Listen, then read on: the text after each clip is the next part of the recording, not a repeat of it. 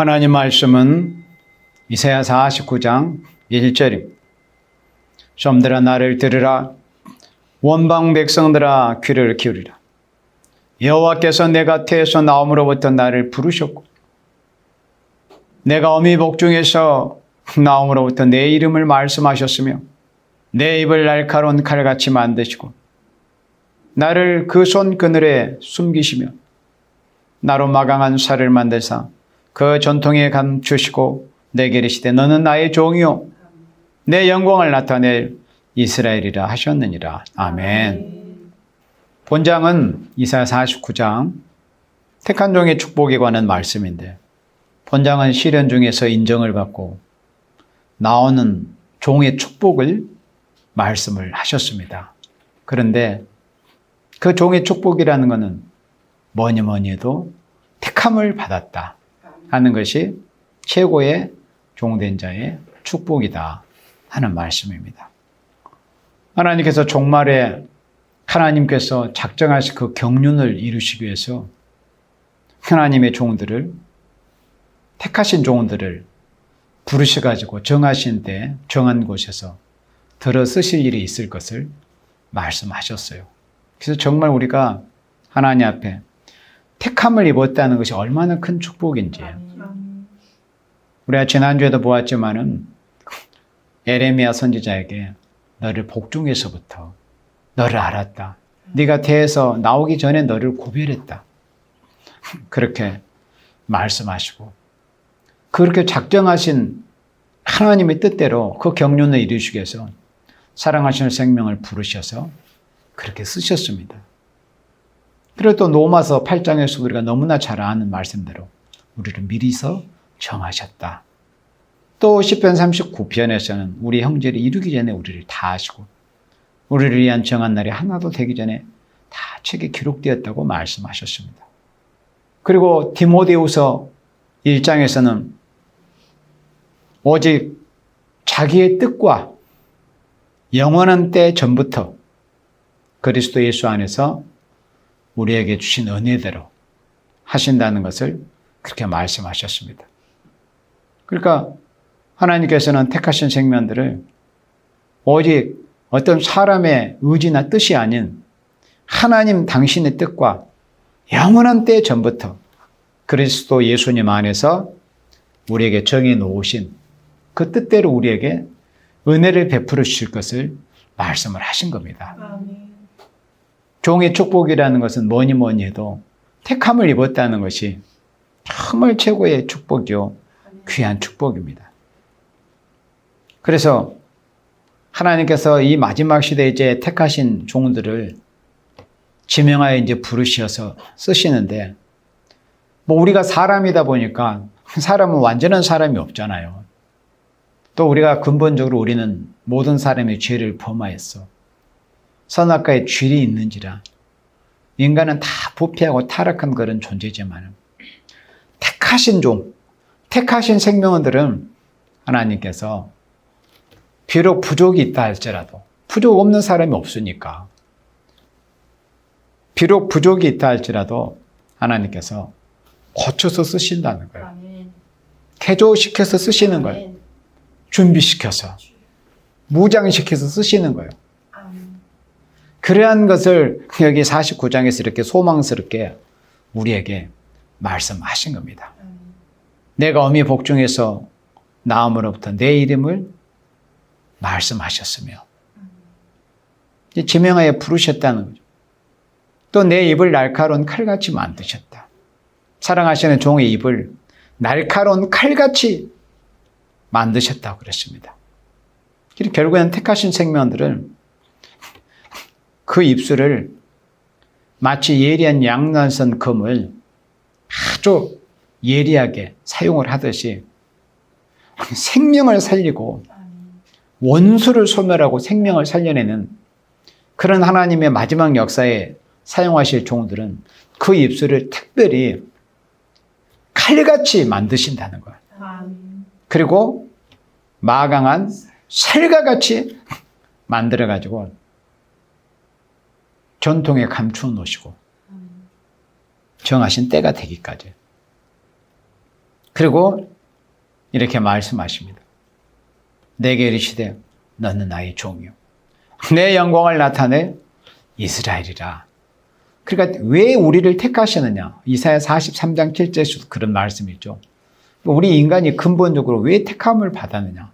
특별히 우리가 하나님 앞에 하나님의 이름의 영광을 위해서 하나님의 어떤 원대한 경륜을 이루시는 그런 일에 특별히 쓰실 종들은 하나님께서 특별히 그렇게 택하신 생명들은 정하신 때 정한 곳을 부르셔가지고 특별하게 이제 다스리시고 하나님께서 특별한 어떤 그 만짐으로 이 다스리시는 그런 역사가 있어요. 그 목적은 그 입을 날카로운 칼같이 만드시기 위해서 마강한 살과 같이 만드시기 위해서 그래야 하나님께서 사용하실 수 있으니까. 왜 그 입을 날카로운 칼같이 만드실까요? 말씀을 칼과 같이 사용해야만이 원수를 소멸하고 택한 백성을 깨우치고 살려낼 수 있을 것이기 때문에 특별히 그 입을 날카로운 칼같이 만드신다는 겁니다. 입술이 문제예요. 그래요. 입술이. 입술에 실수가 없는 자는 온전한 자라고 말씀하셨잖아요. 입술에 실수가 없는 자는. 이사야 선지도 소명을 받았을 때 그 입술 때문에 자신은 죽는 줄 알았지만 그래도 하나님이 이사야 선지자를 부르실 때 부족이 있는 걸 모르셨겠어요? 다 하셨잖아요. 그렇지만은 해결해 주셨잖아요. 입술을 깨끗하게 해 주셨잖아요. 그리고 우리가 하나님 앞에 택하심을 입었다.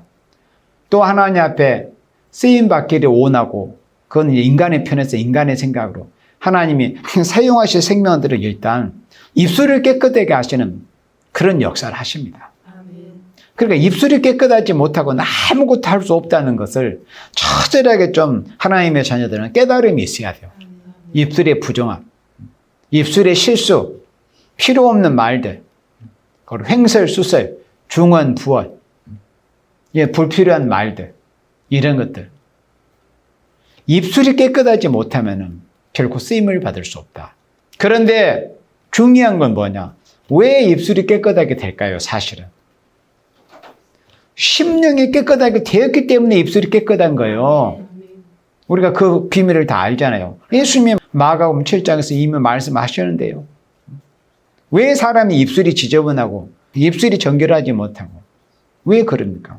그 심령 상태가 그렇다는 거예요. 심령이 더럽고 지저분하고 또 혼잡하고 혼란하고 더럽다 보니까 그게 그 속의 것이 그대로 나오는 거예요.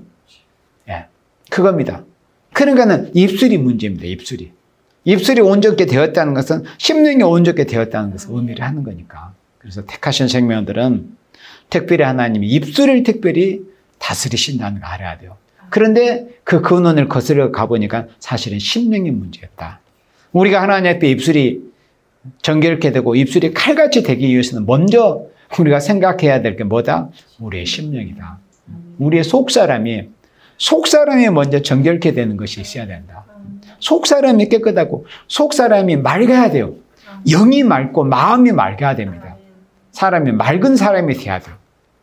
가끔 제가 한 번씩 말하지만은 저 사람은 도대체 무슨 생각을 하고 사는지 모르겠다 할 정도로 그런 느낌을 사람들에게나 상대방한테 주면 안 돼요. 그거는 그 사람의 상태의 심령상태가 막지 못하다는 거예요. 또 밝지 못하다는 거예요. 맑음과 밝음. 심령이 밝기도 하고 또 맑기도 해야 돼요. 그래서 다른 사람들이 저 사람은 무슨 말하고 무슨 생각인지 금방 알 수 있게 저 사람은 저렇다 저렇게 그렇게 해야지 저 사람도 도대체 무슨 생각을 하고 있는지 그런 느낌을 주면 안 돼요. 왜? 막지 못하기 때문에 그러는 거예요. 사람이 맑은 사람이 되면은 그냥 다 알아요. 뭘 하려고 하는구나. 뭘 하려고 하시는구나. 이렇게. 심령이 맑은 사람이 돼야 돼요. 맑은 사람. 다른 사람들이 볼 때 훤히 뭘 알 수 있게. 또 밝은 사람. 자기의 심령으로 다른 사람들에게 뭔가 영향력을 주고 빛을 줄 수 있는 밝은 사람이 돼야죠. 일단 근본적으로 그런 사람이 돼야 돼요. 심령 상태가. 그렇게 해서 이제 입술이 칼같이 벼려지는 거예요. 날카로운 칼같이. 그러니까 입술이 칼같이 되도록 다스리신다는 건 사실은 하나님께서 심령을 다스렸다는 그런 의미도 됩니다. 그러면 심령이 맑고 밝게 다스림을 받기까지는, 그런 상태가 되기까지는 어떤 과정이 있었을까요? 그걸 우리가 알아야 돼요. 시련이 있었습니다. 연단이 있었어요. 고난의 풀물을 통과하는 것이 있어야 돼요. 새 빠지게 고생하는 것이 있었던 거예요. 하나님이 택하신 종들, 사랑하신 생명들, 그냥 고난이 있게 하시는 게 아니에요. 불순을 뽑아내기 위해서, 심령이 맑은 사람 되게 하기 위해서, 심령이 밝은 사람 되게 하기 위해서, 그 맑고 밝음이 입을 통해서 나오는 거니까. 그렇게 해서 이제 그게 말씀이 장착이 돼야 돼요. 말씀이 예리한 칼로. 그렇게 했을 때 입술이 칼같이 하나님 앞에 쓰임을 받을 수 있는 겁니다. 일단 우리가 근원을 우리가 항상 생각을 해야 돼요. 근원을 우리가 생각을 해봐야 돼요. 그래서 우리가 입술을 날카로운 칼같이 다스리심을 받아야 된다. 입술에 실수가 없고 불필요한 말들, 뭔가 무엇이든 명쾌하고 명확하게, 다른 사람이 볼 때 정말 저 사람의 심령은 참 막다, 밝다, 이런 느낌을 줄 수 있는 사람이 돼야 돼요. 뭔가. 그리고 하나님께서 때가 되기까지는 손그늘에 숨겨 놓으신다고 그랬습니다. 그리고 하나님께서 손그늘에 숨겨 놓으실 때까지는 그냥 훈련 기간이에요. 우리가. 이 시간 현재도 우리가 이렇게 하나님 앞에 예배 드리지만 이것이 다 훈련입니다. 훈련. 하나님께서 본격적으로 이제 인간 종말의 마지막 하나님이 정해 놓으신 한 일에 있어서 한 일회가 시작이 될 때, 그때 하나님께서 이제 인마진 종들로 들어쓰시기 위해서 지금은 하나님께서 택하신 생명들을, 창세전에 택하신 생명, 영원한 때부터 택하신 생명, 또 어머니 모태에서부터 택하신 그런 생명들을 지금은 하나님께서 훈련을 시키시는 거예요. 어떻게 되기까지? 입술을 날카로운 칼과 같이 되기까지. 그런데 우리가 사실은 그 근원을 생각해 보니까 입술이 날카로운 칼같이 되기 위해서는 먼저 선행되어야 될 것이 뭐냐? 심령이 깨끗해져야 된다. 심령이 맑은 사람이 되어야 된다. 심령이 밝은 사람이 되어야 된다. 심령에 욕심이 없어야 된다. 탐심이.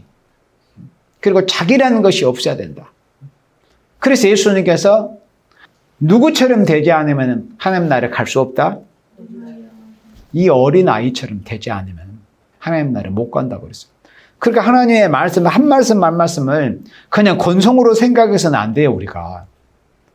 하나님의 말씀, 예수님의 말씀, 성령님께서 사랑하는 종들을 통해 하신 말씀들은 그 한 말씀의 무게가 지구 땅덩어리보다 더 무겁다는 걸 알아야 돼요. 그런 말씀의 무게를 느끼지 못하면 안 되는 거예요. 거의 못 느껴요, 사실은. 말씀의 무게가 얼마나 무거운지. 그 말씀의 무게가 느껴져야 돼요. 예수님께서 이 어린아이 같이 되지 않고는 하나님 나라에 갈 수 없다는 것은 그만큼 순수해야 된다는 거예요. 더러운 것들에 오염이 되지 않는 상태, 정말 순결하고 순수하고 순박한, 정말 맑고 밝은 그런 심령 상태가 돼야 하나님 나라에 갈 수 있다. 그렇지 않고는 하나님 나라에 갈 수 없다. 어린아이처럼 돼야 돼요. 깨끗한. 그 상태가 그렇게 돼야 된다는 거예요. 인격이 어린아이와 같다. 그게 뜻이 아니라 그 상태가, 심령 상태가 순수하고 맑고 밝아야 된다. 그렇게 해서 그런 심령 상태가 되므로 이제 드디어 입술을, 말씀을 칼과 같이, 마강한 살과 같이 사용할 수 있도록 그렇게 다스리심을 받게 되는 거예요. 그래서 이렇게 시련 중에 인정을 받고 나오는 종의 축복을 이렇게 말씀을 했다는 겁니다. 그래서 택하신 종들은 비록 부족이 있고, 그리고 부르심을 받을 당시에는 뭐 입술이 생소하기도 하고, 입술이 또 뭐 지저분하기도 하고, 뭐 그럴 거잖아요. 그렇지만은 택하신 생명들은 결국 고쳐서 쓰신다. 입술은 날카로운 칼같이 심령부터 하나님이 다스리셔가지고 심령 상태를 개조 변화시켜가지고 그래서 항상 여러분들도 그러지만 저도 사랑하시는 성도들과 우리 지체들과 제가 아는 모든 사람들에서 기도할 때 가장 핵심적으로 하는 기도가 그거예요. 심령을 개조 변화시켜달라고. 그게 안 되면은 하나님 앞에 쓰임을 받을 것은 꿈도 꾸지 마라. 심령이 개조되지 않고는 심령 상태가 인간성이 개조되지 않고는 하나님 앞에 쓰임을 받을 것은 꿈도 꾸지 마라. 언감생심 꿈도 꾸지 마라. 우리의 심령들이 변화돼야 돼요. 심령 상태. 그 심령 상태가 결국 입 밖으로 나오게 되는 것입니다. 하나님께서는 택하신 생명들을 당신의 영광을 나타낼 목적으로 하나님이 택하시고 부르시고 들으신다는 겁니다. 목적이 그거예요. 오직 하나님의 영광을 나타낼 이스라엘로 사용하시기 위해서 세상의 인생들처럼 자기 영광, 자기 영화, 자기의 어떤 것들을 위해서 생각하고 일하고 쌓아가려고 하는 자들은 하나님 앞에 쓰임을 받을 수가 없어요. 설령 택하심을 입었다면 하나님이 그런 것들을 다 무너뜨립니다. 하나님의 예리한 칼로 다 도려내버립니다. 그리고 그루터기를 뽑아내버려요. 태워버립니다. 그런 과정들이 인생에 있어서는 고난입니다. 역경이에요. 아픔이에요. 그런 과정을 거쳐서 이제 하나님 앞에 쓰임을 받을 수 있는 그런 사람의 심령 상태가 되는 겁니다. 그리고 말씀이 장착이 된다고 그랬어요. 그래서 하나님은 당신의 종을 완전히 쓰시기 위해서는 날카로운 마강한 살같이 만들어 쓰시되 사람이 알지 못하도록 숨겨놓았다 쓰신다는 거예요. 그리고 하나님께서 손권을 감춰 놓으시고 준비시키는 그때 훈련을 잘 받아야 돼요. 그때 정말 무장을 해야 돼요. 그리고 그때 인간성, 지약성, 혈기, 정욕 죽기 위해서 전심전력을 해야 돼요. 안 되면 흠식을 해야지. 자기가 자신의 생각에 와서 인간성, 혈기가 안 죽었다고 생각을 하면 하여튼 무슨 수를 내서라도 그 문제를 해결을 하려고 예를 써야 될 거 아니에요. 인간의 힘으로는 물론 안 되는 거예요. 그렇지만은 안 되면 안 된다고 가만히 있어야 돼요. 몸부림을 쳐야 돼. 뭔가 하나님 앞에 뭔가 보여야 될 거 아니에요. 하나님 앞에. 하나님 이 문제를 해결해 달라고. 그 문제가 해결이 돼야 결국은 쓰임을 받을 수 있으니까. 입술이 마강한 칼과 같이, 날카로운 칼과 같이, 마강한 살과 같이 되어서 쓰임을 받을 수 있으니까. 그래서 하나님께서는 이 택하신 종이라도 말씀을 바로 전하기까지, 말씀을 칼과 같이 사용하기까지는 실현을 시키는 거예요. 그런 과정이 있어야 결국에는 말씀을 칼같이, 마강한 살같이 전할 수 있을 것이기 때문에. 그리고 하나님이 또 크게 쓸 칼은 또 오래 갈아요. 오래 가는 거예요. 모세 40년 갈았어요. 하나님께서. 그러니까 우리가 조급하게 급해야 될 일도 있지만은 하나님 앞에서는 인생이 조급해야 한다고 해서 그게 되는 것도 아니에요. 그 조급함도 사실 인간성이거든요. 그것도 죄악성이거든요. 그게 선악의 치료입니다. 그냥 하나님의 모든 걸 내려놓는 거예요. 내려놓고 어떤 시간의 길고 짧은 이런 생각보다도 일단 하나님 앞에 내가 쓰임을 받기 위해서는 내 안에 무엇이 문제인가? 무엇이? 도대체 나는 하나님 앞에 무슨 문제가 있고 어떻게 해서 내가 하나님 앞에 쓰임을 받을 수 있을 것인가? 이런 근본적인 문제를 먼저 생각을 하면서 이 문제가 해결되지 않고는 결국 나는 하나님 앞에 쓰임을 받을 수 없겠구나. 그런 절박한 심정이 들어야죠. 4절. 그러나 나는 말하기를 내가 헛되이 수고하였으니 부익의 공연이 내 힘을 다하였도다. 헛되이 수고하였고 무익의 공연이 내 힘을 다하였다고. 이런 생각을 한다는 거예요. 사람이 택함에 입은 종들도 이런 생각을 할 정도까지 그렇게 시련이 있고 어려움이 있다는 거예요. 그래서 말씀을 칼같이 예리하게 사용을 하기까지는 모든 일이 사실은 사람들이 볼 때 사람의 생각으로 헛수고처럼 보여집니다. 예.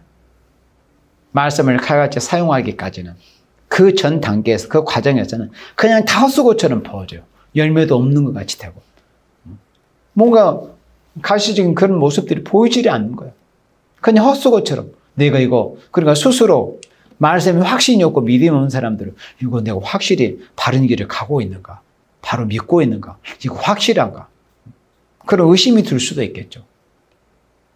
그러니까 말씀을 칼같이 전하기까지는 이거 헛수고한 거 아니야. 그런 정도까지, 그런 단계까지 가는 거예요. 왜 사람이 그런 생각을 할까요? 힘들고 어렵고 피곤하니까 그런 생각을 하는 거예요. 그러면 그런 상태라는 것은 무슨 상태예요? 이런 걸 정확하게 들어서 기억해서 알아놔야 돼요. 왜 사람이 그런 생각을 드는 줄 알아요? 아직 죽을 것이 안 죽어서 그러는 겁니다. 네. 베어져 버려야 될 것이 안 베어져 버렸기 때문에 그런 거예요. 죽여야 될 것이 안 죽었기 때문에 그러는 거예요. 심령이 온전히 맑게 되지 않았기 때문에 심령이 온전히 박지 않기 때문에 사람들은 그런 생각을 합니다. 실제로 다 자기의 상태에 따라서. 네. 그래서 내가 헛되이 수고하였으면 무익히 공연히 내 힘을 다해도 다했다.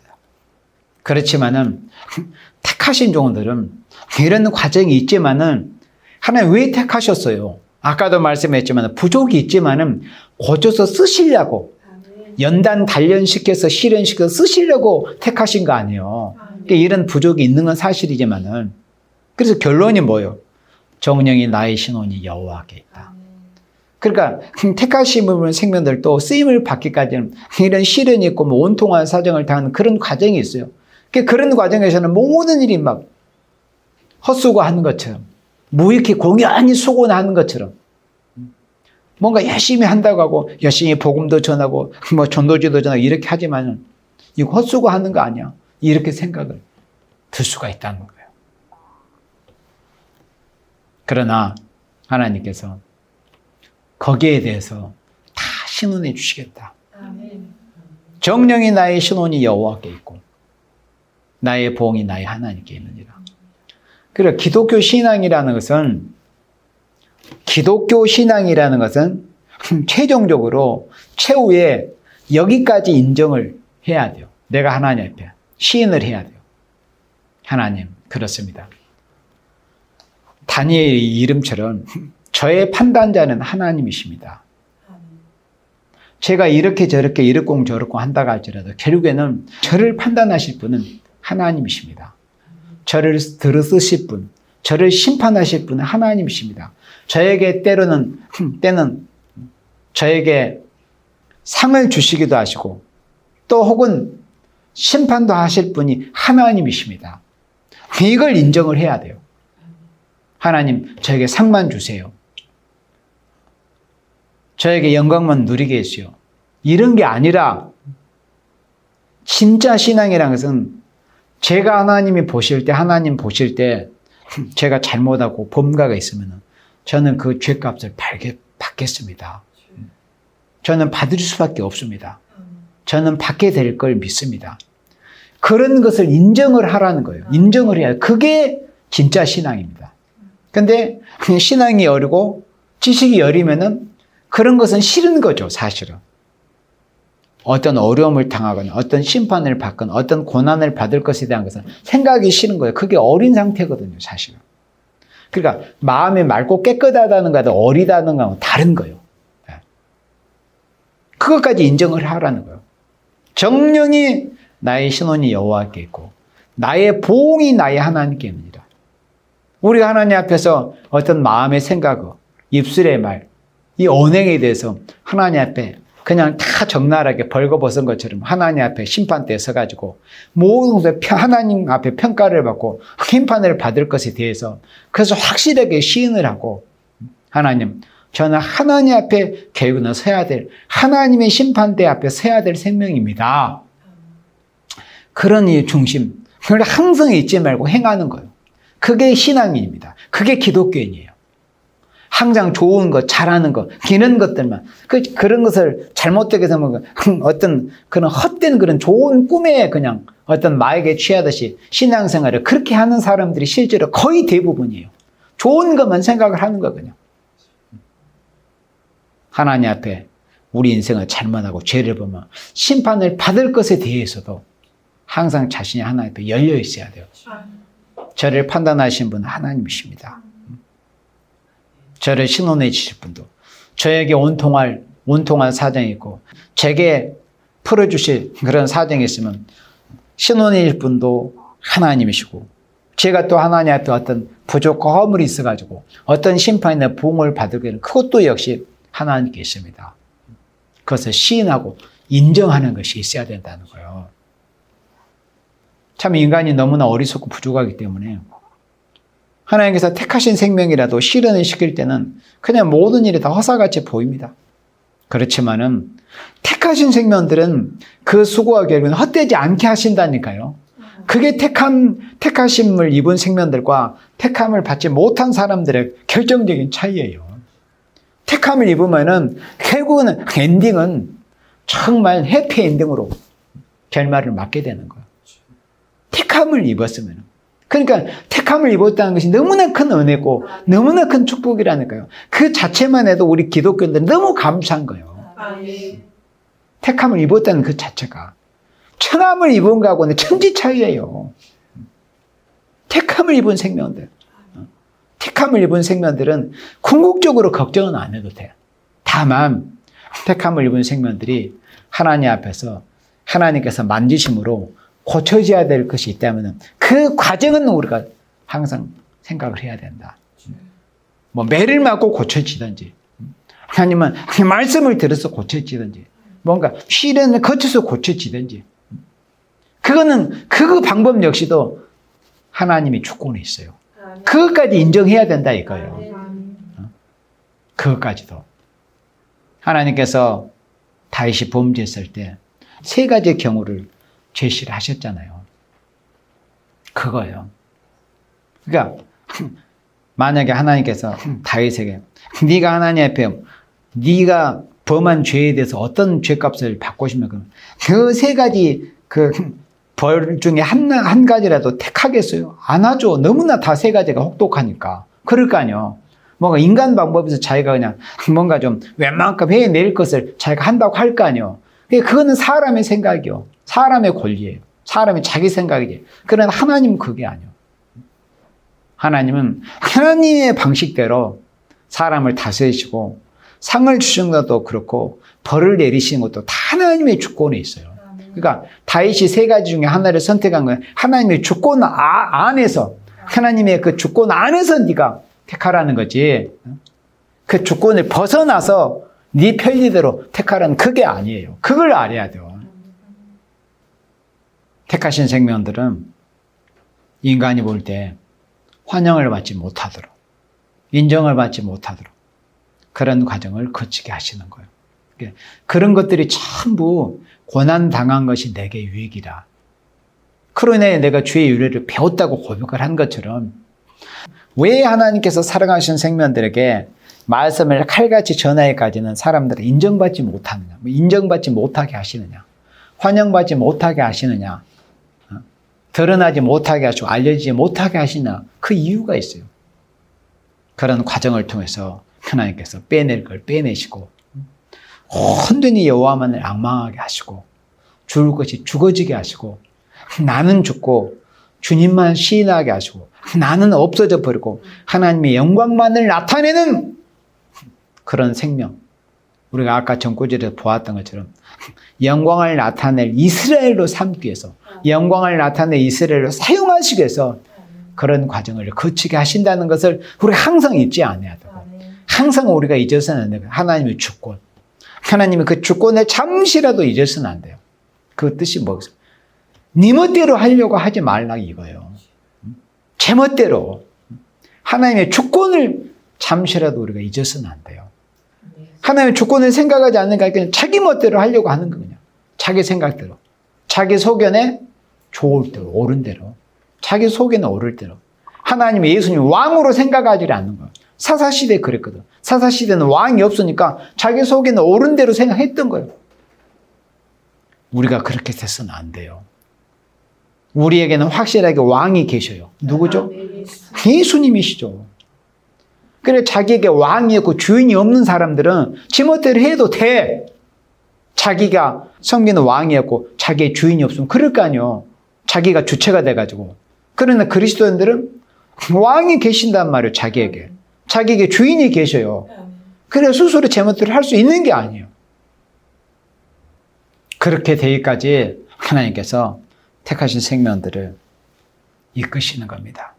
그래서 하나님께서 원수 갚는 것이 하나님께 있고 갚아주는 것이 하나님께 있다. 종말의 쓰임을 받을 그런 종들은 우리 하나님께서 갚아줄 조건이 많은 사람이 되는 사람이에요.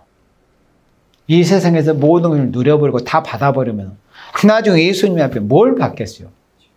예수님 앞에 예수님께서 사랑하시는 종들에게 갚아줄 조건이 많은 생명이 돼야 돼요.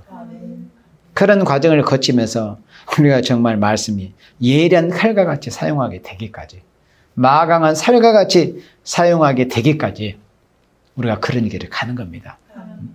그 다음에 5절입니다. 5절, 나는 여호와의 보시기에 존귀한 자라. 나의 하나님이 나의 힘이 되시도다. 택하심을 입은 종들이 힘들고 어려운 그런 여정 가운데서도 때로는 사람이 견뎌내기 버거울 만큼의 그런 시련과 그런 과정도 틀림없이 있단 말이죠. 그렇잖아요. 과연 이런 고난과 이런 역경을 내가 감당해낼 수 있을까? 앞으로도 계속 이런 짐을 지고 갈 수 있을까? 그런 생각을 들게 돼요. 그게 사람의 그런 모습이잖아요. 솔직하게. 그렇지만은 그런 가운데서도 택하심을 입은 종들은 그런 힘들고 어려운 그런 역경의 여정을 결국은 마치고 결국은 쓰임을 받을 수 있었던 그 원동력이 뭐냐 하는 것을 여기서 이렇게 말씀할 때, 나는 여호와의 보시기에 존귀한 자라. 왜 존귀한 자요? 나의 하나님이 나의 힘이 되셨도다. 이 말씀이 원동력이 된 거예요. 하나님이 나의 힘이 되셨도다. 다윗의 그 결론의 말씀처럼 시편 18편에 나의 힘이 되신 여호와요. 그렇기 때문에 제가 하나님을 사랑합니다. 그러니까 우리 인생은 하나님이 우리에게 힘이 되어 주시지 않는다면 아무리 세상에 힘이 있고 뭐가 있고 배에 있고 한다고 할지라도 그런 길을 갈 수가 없어요. 택하심을 입었다 할지라도 하나님이 우리에게 힘이 되어 주시지 않는다면 어떻게 그런 싫은 역경의 길을 하루 이틀도 아니고 그런 길을 갈 수 있습니까? 갈 수 없어요, 사실은. 그래서 나는 할 수 없다고 하는 거예요. 그러나 그런 가운데서 왜 할 수 있고 결국에는 그 과정을 통과해낼 수 있다는 거예요? 하나님이 나의 힘이 되어 주셨기 때문에. 나의 하나님이 나의 힘이 되셨도다. 이렇게 사용하시기 위해서 다시 야곱을 자기에게 돌아오게 하시며 이스라엘을 자기에게로 모이게 하시려고 태에서 나옴으로부터 자기 종을 삼으신 여호와께서 말씀하시니라. 그리고 얼마나 항공한 말씀, 얼마나 감사한 말씀이에요. 자기 종 삼으시려고 영원한 때부터 창세전부터 어머니 모태에서 태에서 나옴으로부터 당신의 종 삼으시려고 우리를 그렇게 이끌어 오셨다는 하나님 작전 가운데서 자기 종 삼으시려고 우리가 하나님의 종, 예수님의 종이 되었다는 게 얼마나 감사한 일입니까? 얼마나 감사하고 감격할 일입니까? 우리가 마귀의 종이 아니고 세상의 어떤 권력자, 세상의 어떤 인간의 종이 아니고 어떤 사이비 교주의 종이 아니고 우리가 하나님의 종, 예수 그리스도의 종이 되었다는 것이 얼마나 감사한 일입니까? 자기 종 삼으시려고 우리를 그렇게 택정하셨다는 거예요. 그래서 시련 끝에 여호와 보시기에 존귀한 자가 되는 동시에 초인간적인 힘을 하나님께서 주신다는 거예요. 그러니까 하나님이 주시는 이 초인간적인, 하나님이 주시는 힘이 아니고서는 그 누구도 그런 시련의 길을 통과할 수가 없습니다. 그 역경의 길을 하나님께서 다스리시고 이끌으실 때 너무 버겠거든요. 사람의 힘으로 그것을 버겨내기가, 지고 가기가. 그렇지만은 하나님께서 힘을 주신다는 거예요. 초인간적인 넉넉히 이겨낼 만한 그 시련과 역경을 거쳐서 결국은 말씀을 칼같이 사용해서 현암 아민을 살려내는 그런 사명을 하기까지 하나님께서 그렇게 도와주시고 함께 하시고 이끄시는 이런 은혜, 이런 힘을 주셔가지고 그 사명을 하게 하신다는 겁니다. 그러니 얼마나 감사합니까? 그래서 하박국 선지자도 주의 여호와는 나의 힘이시다, 이렇게 노래했습니다. 찬양했어요. 하나님이 나의 힘이 되셨다고. 다윗도 하나님이 나의 힘이 되어주셨다고. 그러니까 하나님 앞에 귀하게 쓰임을 받을 종들은 다 그렇게 고백을 했어요. 모세, 다윗, 하박국 선지자. 그럼 우리는 어떻게? 우리도 똑같이 우리 믿음의 선지자들처럼 하나님이 저의 힘이 되어주셨습니다. 너무나 감사합니다. 제 힘으로는 그런 길을 걸어올 수가 없습니다. 한 발자국 고사가 반 발자국도 떼기가 어려웠습니다. 버거웠습니다. 그래서 이거 헛수가 아닌가? 내가 공연히 헛수가 하지 않는가? 그런 생각까지 했습니다. 그렇지만 하나님이 저에게 힘이 되어주셨습니다. 그렇게 노래하는 거예요. 그렇게 해서 결국에는 지금 현실은 피곤하고 공부하고 가는 길이 곤비하고 힘들리다 할지라도 하박국 선지의 고백 찬양처럼 나의 발을 사슴과 같게 하사 나로 나의 높은 곳에 다니게 하시리로다. 그렇게 우리가 찬양으로 고백을 하게 된다는 겁니다. 정말 말씀을 칼같이 전하는 종이 정말 존귀한 종이에요.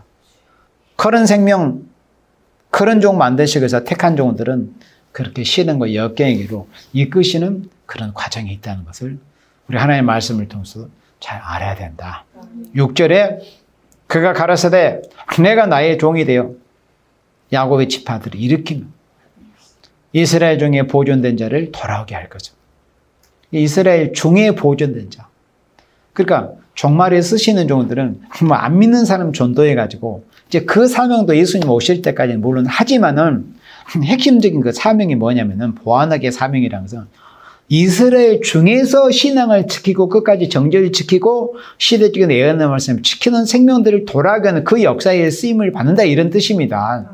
이스라엘 중에서 보존된 자를 돌아오게 한다는 건 어떤 육적인 이스라엘, 유태인 중에서 뭐 택한 백성을 돌아오게 하는 이런 뜻이 아니고 이스라엘, 여기서 이스라엘 어떤 이스라엘이요? 영적인 이스라엘 중에서 그 신앙의 절개를 끝까지 지켰던 생명들을 보존을 돌아오게 한다. 그러면 이 생명들은 어떤 생명들? 이 생명들이 이제 입맞은 이스라엘이 되는 것이죠. 이런 일은 오히려 경한 일이야. 오히려 쉽고 가벼운 일이지 않는. 그러니까 훈련이 어려웠던 거. 인간성, 죄악성 죽는 그 과정이 힘들고 어려웠지. 인간성, 죄악성 죽어지는 그런 과정이 힘들고 버겁고 어려웠지. 그 과정이 끝나고 입술을 깔같이 이렇게 사용하시는 단계가 돼버리면 이제 생명을 살리고 택한 백성 살리고 인치는 역사에 쓰임을 받은 그런 역사는 오히려 쉽고 가벼운 일이라는 겁니다. 내가 또 너를 이방의 빛을 삼아 나의 구원을 베풀어서 땅끝까지 이르게 하리라. 이렇게 하나님이 세계적인 역사를 하도록 하나님이 사용하실 것을 이렇게 약속을 하시고 우리에게 소망을 주시는 거예요. 그래서 연단의 목적, 시련의 이유가 뭐냐? 바로 이렇게 영광스럽게 세계적인 역사에 쓰시려고 택하신 종들을 비록 부족이 있는 상태에서 불렀지만은 연단이라는 그런 과정을 통해서 불순물을 빼내고 인간성을 죽이고 심령이 정말 어린아이처럼 순수하고 맑고 밝고 깨끗한 상태에 만들어서 입술을 칼같이 마강은 살과 같이 사용할 수 있을 정도로 하나님께서 시련과 연단을 시키셨다는 거예요. 이렇게 영광스러운 역사에 쓰시기 위해서. 그리고 종말에 또 구원은 뭐예요? 영혼 구원뿐입니까? 몸까지라도 구원하는 그런 역사. 영육 구원이에요. 몸이 변화되는 거잖아요. 몸이. 뭐 누구 인간을 믿으면 영생한다는 그게 아니라 하나님의 말씀대로 우리 몸이 예수님의 영화로운 몸과 같이 변하게 될 것이라는 그런 말씀, 또 우리가 호련히 변화된다는 그런 말씀처럼 영과 육체의 구원의 역사에 이렇게 쓰시기 위해서 택한 종들 모태에서부터 하나님이 택정하시고 또 더 근본적으로 영원한 때부터 창세전부터 택해가지고 정하신 때 불러가지고 입술을 칼과 같이 마강한 살과 같이 사용하도록 하나님께서 만드시는 그런 과정이 있다. 그런 과정에서 때로는 너무 힘들고 어렵고 그러다 보니까 혹시 이거 헛수고하고 있지 않는가? 뭐 이렇게 공연히 내가 수고하고 있지 않는가? 그런 생각까지 할 정도의 그런 시련의 길을 거친다는 겁니다. 그렇지만은 말씀이 무장이 되면은 하나님께서 나를 고쳐 쓰시려고 나의 인간성, 지약성을 뿌리를 뽑아내서 나를 마강한 살같이 날카로운 칼같이 쓰시기 위해서 나를 이렇게 이끄시는구나. 그러면서 힘들고 어렵고 피곤한 가운데 여호와를 앙망할 때 하나님께서 애답하더라.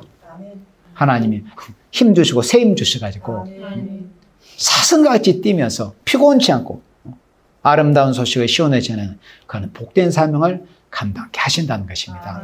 택하심을 받은 것에 너무나 우리가 감사하면서 택하심을 받았다면 택하심을 받은 생명, 받은 종으로서 우리가 사명을 또 감당해야 되고 사명감을 우리가 가져야 될 거 아니에요. 주님 오시는 그날까지 택하심을 받은 종으로서 이끌어 가시는 그 역사에 우리가 내 자신을 부인하고 나는 죽었다, 나는 아무것도 아니다, 완전히 우리 자신을 부인하기까지 우리가 이끌어 가시거든요. 하나님께서. 그래서 속히 우리가 주님 앞에서 우리 자신을 완전히 부인해버리고 자아를 완전히 포기하고 하나님께서 택하신 종을 쓰시는 그 역사에 귀하게 쓰임을 받을 수 있는 우리 모두가 되어지기를 주님의 이름으로 축원합니다. 아멘.